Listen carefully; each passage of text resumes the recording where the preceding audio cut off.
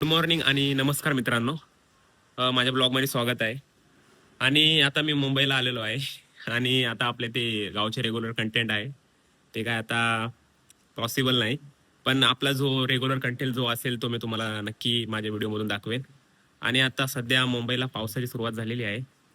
तुम्हाला दाखवतो कसं काय पाऊस चालू आहे.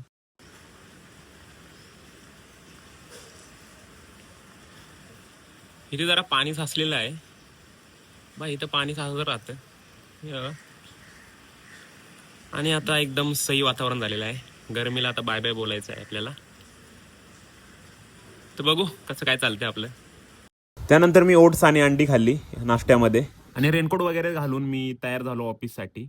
आणि हा पाऊस हा कंटिन्यू चालू होता. आता मला वाटतं पावसातच आपल्याला ऑफिसला जायला लागणार आहे. रेनकोट तर आपण तसा घातलाय म्हणून काही टेन्शन नाही. आणि मी कालच गाडी धुतली होती त्यामुळे गाडी एकदम स्वच्छ दिसत होती.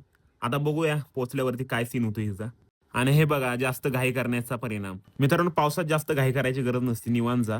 कारण की आपला जीव आपल्याला महत्वाचा आहे. आणि ऑफिसवाले मला बोलतात की लेट का होतोस. हे बघा ह्या ट्रॅफिकमुळे लेट होतो. काय ह्यांना कळत नाही कधीच माणूस लेट का होतो. पावसा पाण्याचं लेट नाही होणार तर कधी लेट होणार. आणि हे बघा गाडी धुतली होती, आता गाडीचं फार मात्र झालंय. इकडून तिकडून सगळा चिखल शिरलाय.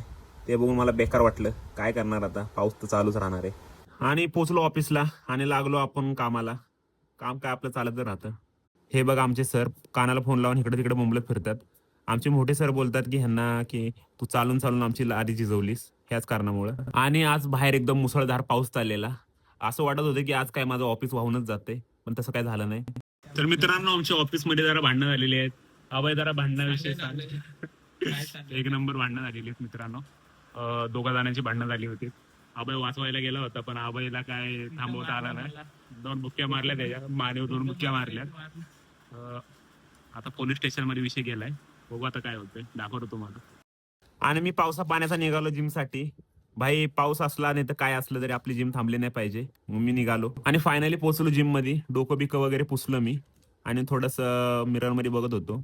आणि आपली गाडी बाहेर भिजत होती. मग त्यानंतर मी बाहेर गेलो आणि जुगाड बघा मी काय केला. आपली पॅन्ट नको भिजायला म्हणून तर रुमाल वगैरे टाकला आणि बसलो गाडीवर. आणि केस कापायला आलो होतो आणि ह्या भयानं डोक्याला काय चिमटं बिमटं लागलेत काय माहित. बघा तुम्हीच काय करतील काय सांगता येत नाही. आणि हा भैया मधीच माझी केस कापायची सोडून कुठं पळून गेला काय माहित, त्यालाच मी शोधत होतो. आणि हे बघा ह्यानं अशी केस कापल्यात माझी. केस मी छोटीच कापलेत कारण की पावसाचे दिवस आहेत त्यामुळे. तर मित्रांनो, तुमच्याच भावाचं चॅनल आहे म्हणून जास्त विचार करू नका. ज्यांनी पण फॉलो केलं नसेल त्यांनी लवकरात लवकर फॉलो करा. आणि भेटूया पुढच्या ब्लॉगमध्ये. चला बाय.